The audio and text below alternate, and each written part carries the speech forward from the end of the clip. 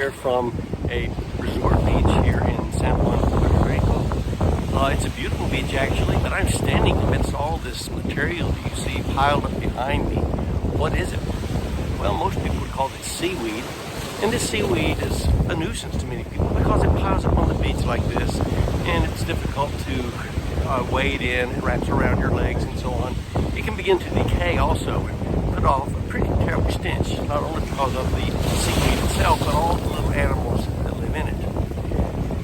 The thing is, this is not really a seaweed per se. This is actually a type of alga, a brown alga. It has a particular name, a scientific name for this genus called Sargassum. Sargassum is actually one of the most beautiful things there is in nature. It is a big part of the health of ecosystems throughout the tropical areas of the world, especially here in the Caribbean region.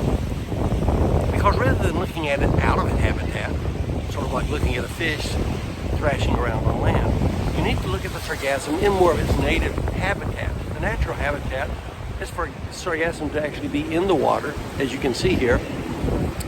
And it floats out not only right along shore, but primarily is out in the center of the ocean.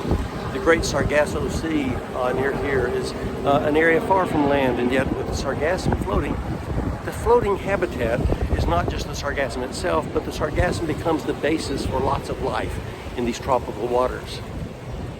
What you see is lots of little animals, crabs, various types of jellyfishes, snails and other mollusks, lots of things that actually live in the sargassum.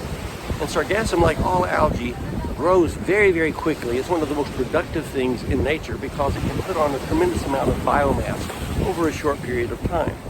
Other brown algae that do this are things like the giant kelps that you find out along the coast of California, for example.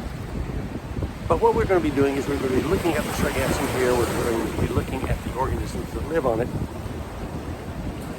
Reaching down, I'll grab a little bit and show it to you. This is the sargassum, the way it actually looks.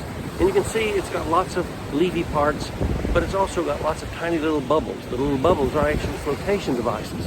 And the flotation devices are what allow this to float right on the surface of the water, gathering lots of sunlight, but also providing habitat for other creatures.